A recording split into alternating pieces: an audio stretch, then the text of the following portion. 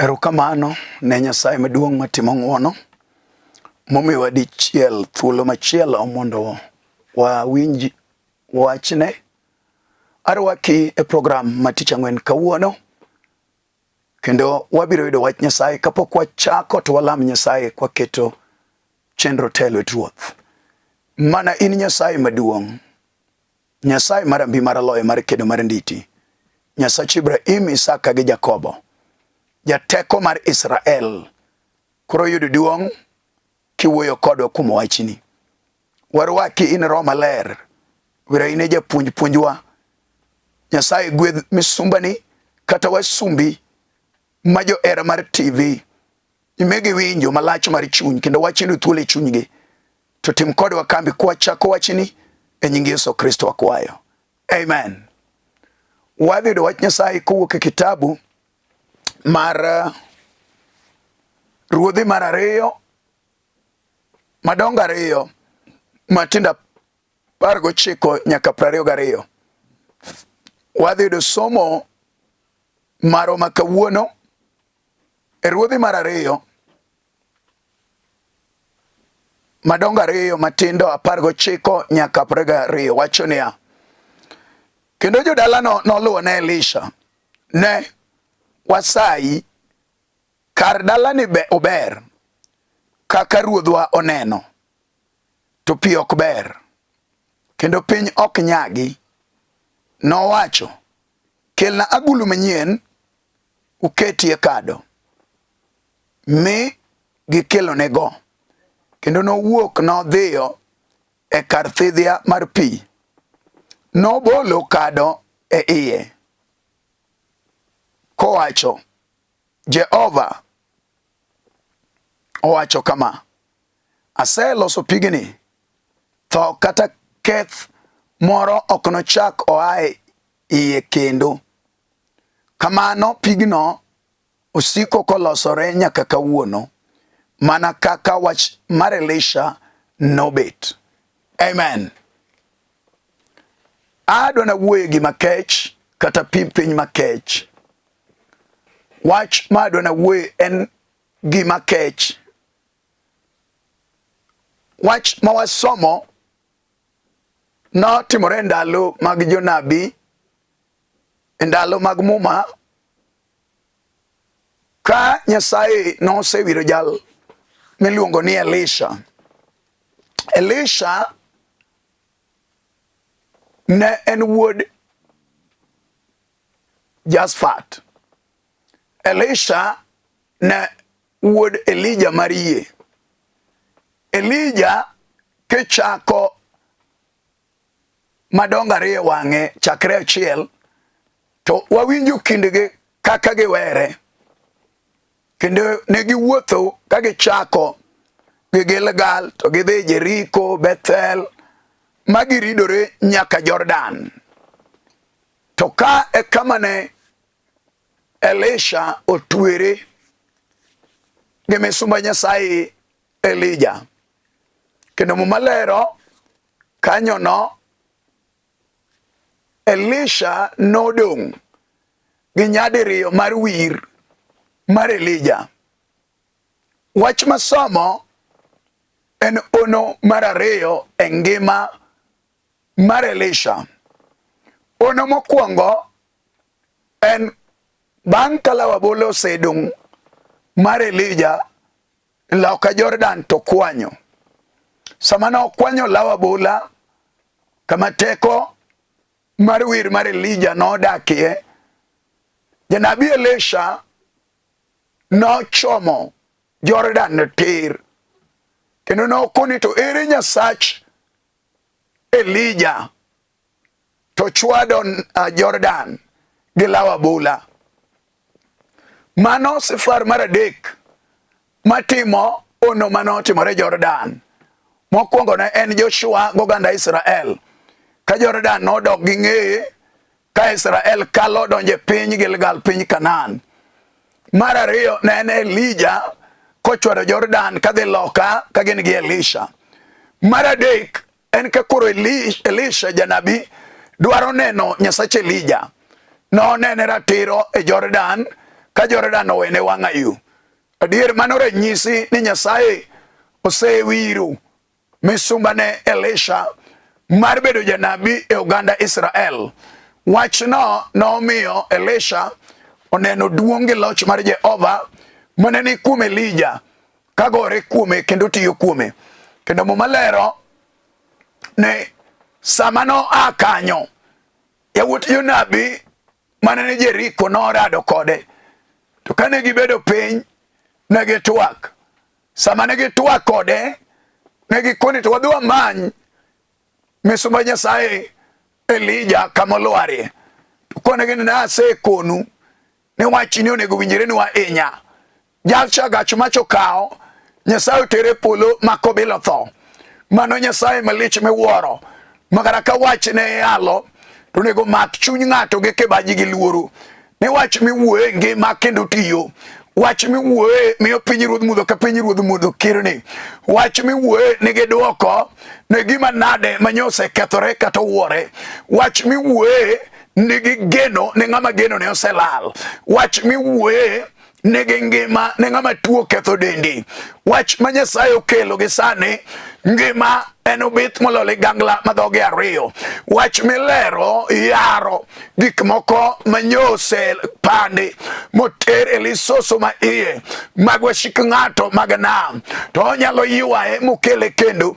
To mae wach ma ang Elisha ma janabi odonjo go e dala mar Jeriko. Sama nodonjo e dala ywakne ni e dala. Ywakne ni e dala. Wach ne ni e dala no ema adwa ni wawuoye. Chandruok ne ni e dala no. Ji nodake. Kendo dhano ne ni achiel ma e dala no. Ne gin gi kwe. To kata kamano ne nitie weche mane ok beyo. Mano omiyo chunygi nodwaro mondo giwach kata gitere ywak gi chandruokgi e nyim jatich Nyasaye.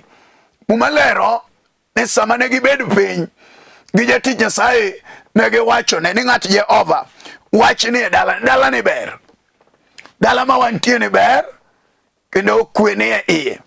Dala ma wantie ni adier nyak maringrewa ber. Wanyalo dak ka ok waneno midhieri ni kata masiri ni mamoko. To wan gi wach achiel machando chunywa kata weche ariyo. Achiel ni pi mane dala kech. Namba ariyo puodho mar lop dala ok nyagi. Tirani en lowo matuk. En lowo matarari. En lowo minyalo wachi notimo ngoro. Onge gima nyakie. Mane wach ni piny ok nyagi. Tirani chiemo onge eka pi bende onge. Mano ngima. Adwa ni wawinjre manok e wach matin ma Ruoth okelo. En thuolo ma Nyasaye oseloso. Wan gik makech e ngima jomoko.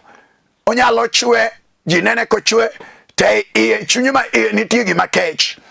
Onyalo yudo ka ng'ato tiyo, nege misara ochamo, te ngima ne nitie gima kech. Inyalo yudo ka ng'ato ujalemo maber adiera, to e pache gi dwaro mare nitie gima chame makech.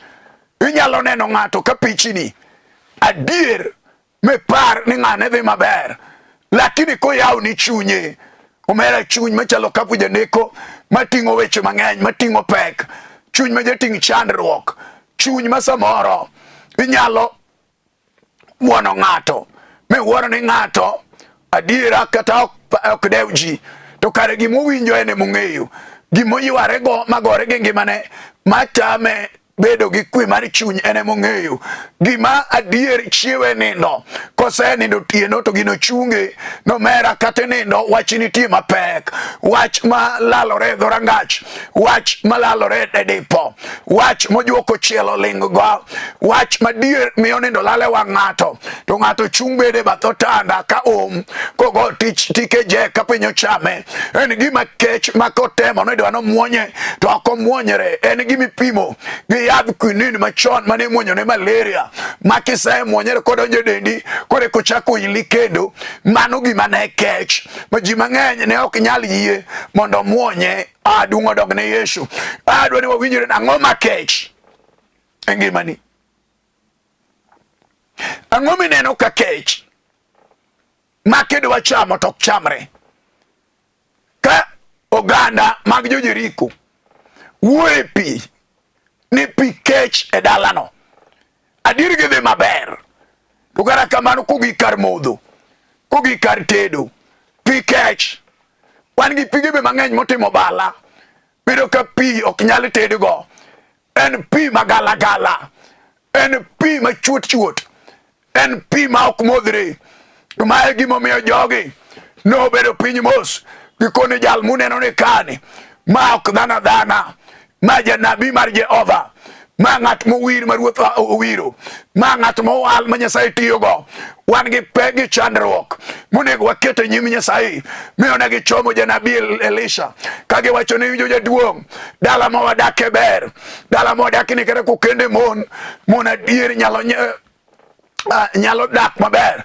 Waneno ka wanyuolo nyithindo to wach achiel chando chunywa, mamiyo samoro jodongo bedo piny king'ado bura kaka dikony, mamiyo samoro mon dhi umbo mabor, ok ginyal modho pi mane dala, soko mar dala ok nyal modhi, soko mar gweng'no ok nyal konyogi e omo pi mabor mokalo. Noyera pi dala kech, en gima kech ma kidwaro modho to tieko ji, to en gima nego ji, en gima kech makelo chandruok, en gima kech makelo tho, en gima kech makelo negro, en gima kech makelo midhiero, en gima kech makelo ywak, en gima kech makelo chandruok. To mae wach momiyo Nyasaye owalo wachne e thuloni, ne gima nade ma ng'ato neno, ne gima nade ma ng'ato winjo, ne gima nade ma ng'ato kalie, ne gima nade ma ng'ato gorego, ne gima nade ma golo pi wang' ng'ato, ne gima nade ma miyo ng'ato ywak, ne gima nade ma miyo ng'ato kumo, ne gima nade ma mayo ng'ato kwe. Ne dalano kakindike, ne dalano ber adiera, ji ogedo maber,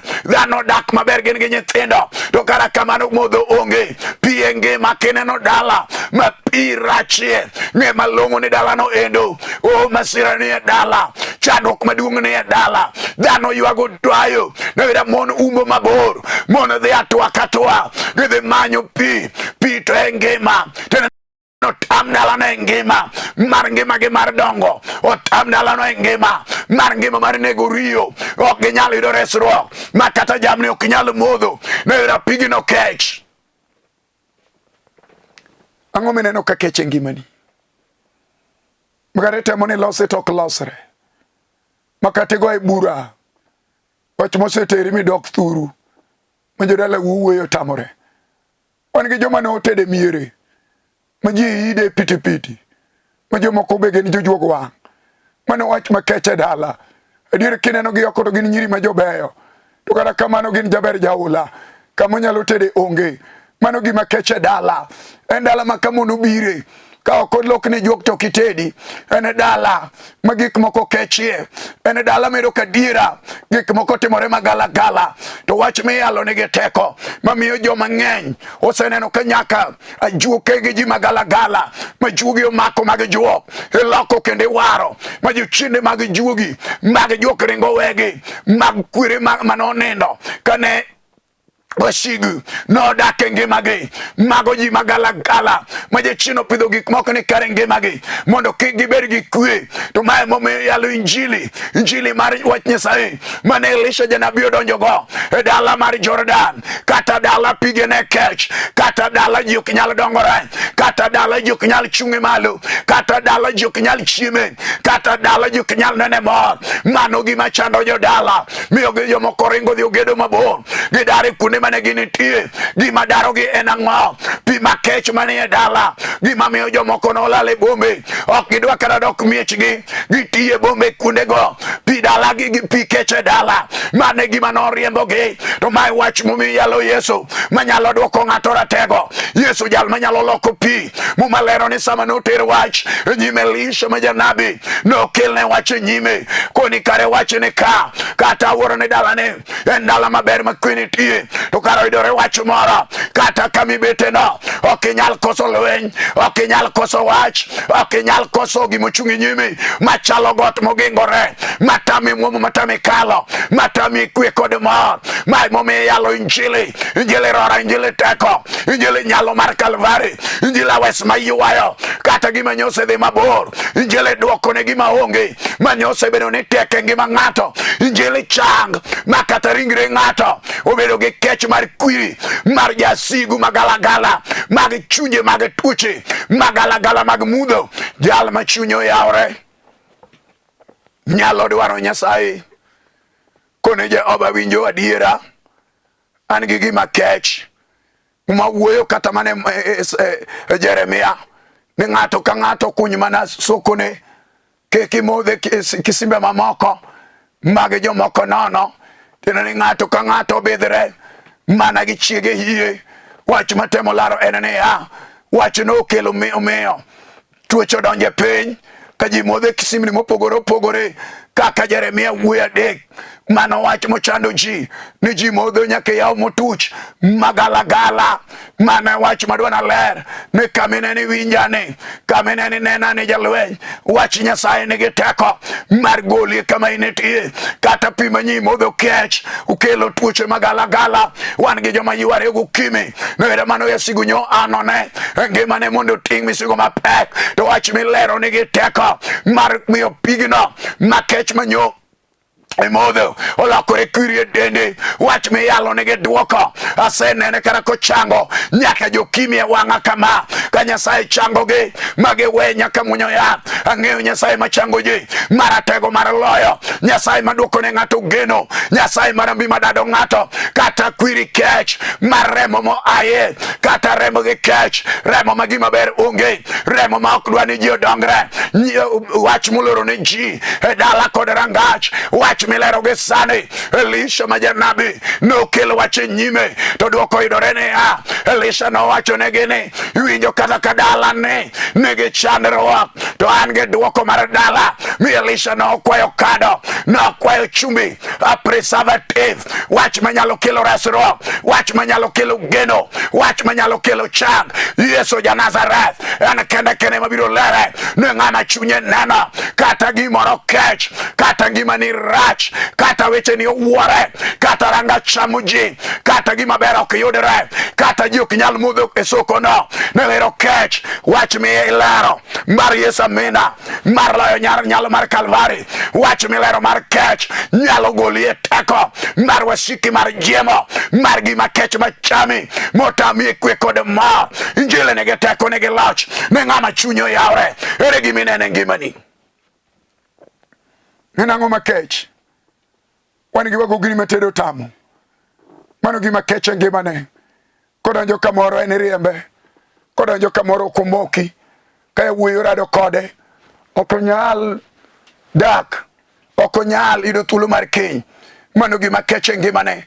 Wan gi chuo bende modong' wasumbini, higni osekalonegi, kata kamano keny onge, ok onyal kendo tedore kende, omako ringo gi tiende to ng'ado gi lwete. Iwinjo dichuo, wan gi gima nyalo golie mano.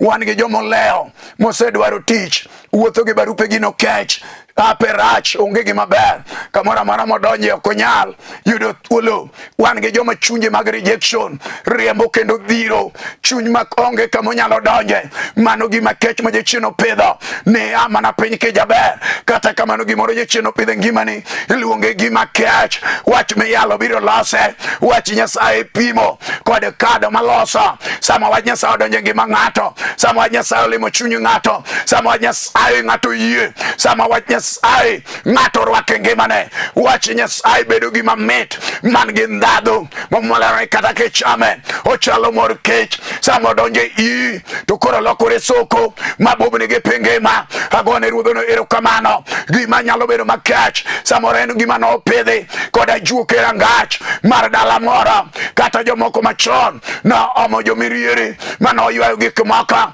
mano miyo gik moko kethore wan gi dala maywa ji e kemba dala no kech onge dongo higa ka higa en alia en dala machamo ji en rangach maonge kwe dala no kech gima nyalo donge onge gima nyalo nyakume onge gima nyalo dhi maber onge to mae wach momiyo Nyasaye no oro Elisha ma janabi.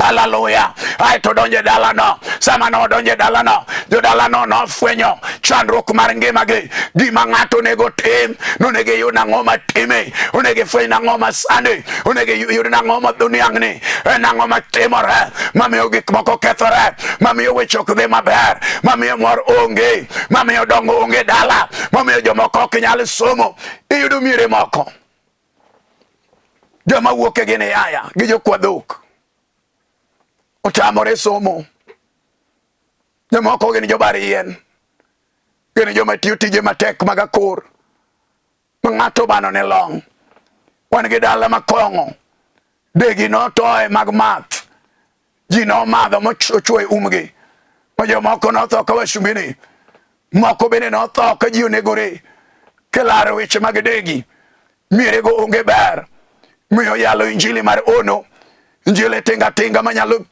amalo mayiwe dala njili nyalo mar ono ene ogola magolo weche magalagala manotimore njili ne nyalo gi teko ne ng'ama mor mar chunye onge uneno osimo ae udong kende gidong nyithindo jacheno chamo jiet dalo tieko gidong nyithindo kiye kendegi mane maroma ler dwaro jal modong ma ok nyalo no maber mare onge nyak be gino tamore nyaka puothe ke puro nyak onge nyaka puodho to nene gino timo ngoro en gimo tuo ma ok nyal en gimo tuo ka chogo en gimo tuo ka luanda en gima tek motamo ji to mae momiyo injili yalo wach mano mako janabi.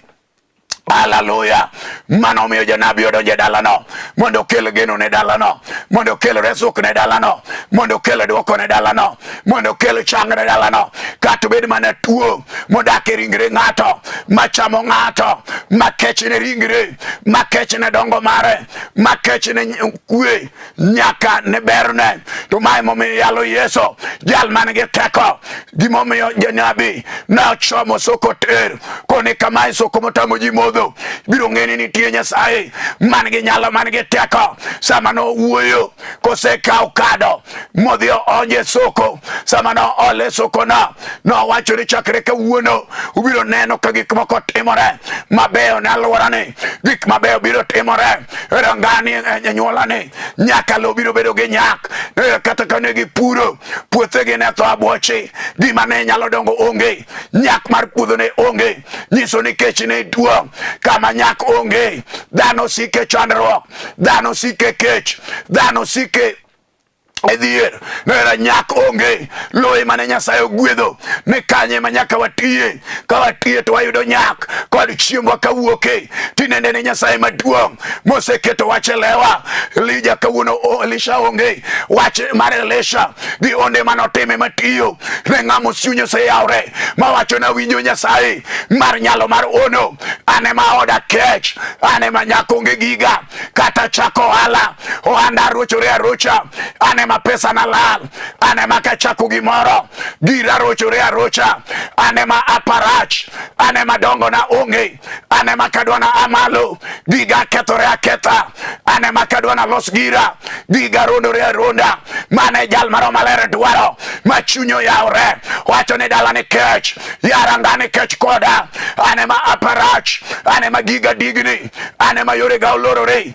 ane ma shigo lorona ane ma giga okethore to wach me yalo kum Yesu amenara yaw mayaw Yesu ratego ruodhe ler komanda mar kedo mar lweny jagony magonyo gik motwe jal mathiro gik manoting'o wigi mane wasigo ywa e kemba ng'ata machunyo yawre mawacho na winjo Yesu nyalombo mar Kalvari giga mokethoregi Yesu manyalo losona Yesu manyalo gera Yesu manyalo konya Yesu manyalo mako lweta Yesu manyalo sira to wache Nyasaye biro tiyo ni ke chunyo yaure en ang'o mineno mineno ka chami, en ang'o mineno kagore kod ngimani, en ang'o mineno kaloro ni yoreni, en ang'o mineno momiyo gigi ok dongre, en ang'o mineno marocho gwethni, en ang'o mineno moumo nyaka nyota chuloni ok rieny, en ang'o mineno moumo nyaka api, en ang'o mineno motieko pitho lweti. Wan gi mieri makara kokele chiayi, to chiayi no dere tol. Wan gi mieri makara kopidhe chiayi, to chiayi ne matuoche magalagala onore kuome. Aseneno nyaka mieri ma ng'ato nigi chiayi, tadier kata ka en gi chiayi kamano, chiachego ok nyuol igni luora luora, dala matuk molorore, mane Gima Kech mawuoyi. An gi da aseneno mieri ma nyathi donga donga, kochopo ndaloni mag penj to wiyo wilore, en ng'ama onge kwe, en ng'ama tuoche magalagala mako. Aseneno mieri mikende nyako majaber kodonjo kanyo, gik magalagala onore kuome. Gima timore dalano en ang'o? Mane wach mokelo injili mondo gol gik magalagala, mondo pudh gi Satan gi tiendgi, mondo go piny gima ne jopidhi kod kwiri gi rangeye, mondo gony gik manolore mieri, mondo ya wang' jomaler. Wan gi mieri ma ng'ato noketho tich nikech samoro ura mar kong'o mar chien. Wan gi mieri ma kara nyathi matin adongone to nyasore ok opogre go, ndawa gi mero make. Mano mieri ma kech mag mer, mago mieri magalagala. Wan gi mieri ma kwire na juoke, ji odong gi gik magalagala. Mieri go onge ber, gin mieri ma ji goyi buro tieno, ma jo chiede goyi bura. Mieri go kech. Agone Ruoth erokamano. Wach mayalo gi sani, era oro wach Nyasaye ne ng'ama chunyo yelore no, ne dichuo ma pacho yawre, maneno gima timore dala, maneno gima timore ode, maneno gima timore kum nyithindo, maneno gima timore ande, maneno gima timore kenyne, maneno gima timore. Iwinjo dhako isewe ywak, wach nitie gi duoko, ne chuny moyawre, macho naneno gima tema, kata dala kech. Wan gi remb Yesu ja-Nazareth, wan gi nying Yesu teko, wan gi wach Nyasaye, wan gi nyalo maduong'. Wuon gode gaure gi nembe, Nyasach nyiseche ruodhe kwe, Nyasach Leviathan, Nyasaye marambi maratego, Nyasaye mapokola. Ene moloko gik maricho richo, ene motieko lweny ka lweny, ene moketo yo kama yo onge, ene mogero gik manyose mukore, ene mochango nyaka ng'ama tuo. Era kuom Yesu Kristo moriemo mare nigi teko mar chango tuoche te. Akodeure ni Gima Kech no en tuo. Yesu ja-Nazareth nigi teko mar loch mar changi kada sani, kata ine ite modinore, kata en wang' mok nyal neno, kata en wich mowilore, kata en tuo magalagala, kata en majini machamo ji. Wach malero nigi duoko ne ng'ama chunyo yawre. Yaw chunya lam kodi Nyasaye, maki yie gi sani, go atua mar yie maduong' e nying Yesu Kristo ma ja-Nazareth. Yie mar lowe mar Kalvari mondo timne dhako nigi dichuone, mondo konjalni ya kum yie manade wach machande. Yesu timne ng'wono sana, koro make gi lweti esire gi badi maratego mar maka, kata ji ok gede dalano. Nyasaye mikoro gi gedi, kata jo chine na yo tich e lwetgi gi pesa. Nyasaye yawnegi yo, nikech Nyasaye ma ono. E nying loch mar Yesu walam. Go chongi kum nying Yesu Kristo. Ase wali jateko, ase poi wuoro maler. Iluongi ni ono jakano mula, Nyasaye marambi mar maka marumba leje, Nyasaye ma ja ono mosiko manyaka chieng'. Ya malo kigwedho jalni, ya malo kiyawo rangagi, ya malo kikelo pith e lwetgi, ya malo kiduoko negi ohala, ya malo kiyo pi wang'i Nyasaye, ya malo kimiyo gi ngima joma tuo. Changi kum nying Yesu Kristo ma ja-Nazareth. Mak loch mag jochinde mag chunye magalagala ma joting' wigi, imak nyaka chunye ka chunye magandagla, nyaka mag jok mag ji mag sepe. Ya negi malo kilocho negi jakondo mula, remb Yesu Kristo ma ja-Nazareth gine duonge loni manyaka chieng'. E nying Yesu Kristo wakwayo. Amen. An ma wuoyan Pastor ALFRED ODOYO, ajati Nyasaye kanisa mar God's Divine Word Ministries e piny Kibera, kamoro ni Karanja, kanye mayale injili. An gi branches e piny Makongeni, kanye jati Nyasaye Elisha majanga nitie. Piny Dandora be wan gi branch phase 4, Pastor Nicholas manyakwara mimo wuda mimo manyakwara bala ni kanyo be wane gi kanisa. Nyasaye mondo gwedhi wan gi kanisa piny Kano, Kubura, kanyo Kennedy Osure nitie. Ka in gi dwaro wanyalo konyi kanyo be. Ka in e piny Kabonyo, wan gi kanisa e piny Kabonyo Kapeyo. Jadi Nyasaye jojo kwaro mawudo nyakwaro kuom ne kanyo. Nyasaye nyalo timo ni ng'wono. Pinya kach be wantie. Nyasaye ogwedho nyaka piny Kisumo Kasagam. Gik madongo Nyasaye mondo umu ka uneno nyalo mar duong'ne. Nyasaye olochinu ka Nyasaye gwedho jotich mag lolwe koting'o gi malo. Niwera gini en marwa mar Jaluo. Shalom in Jesus name. Amen. Olimoya wendora abali limoya olimoya wendora japuonje limoya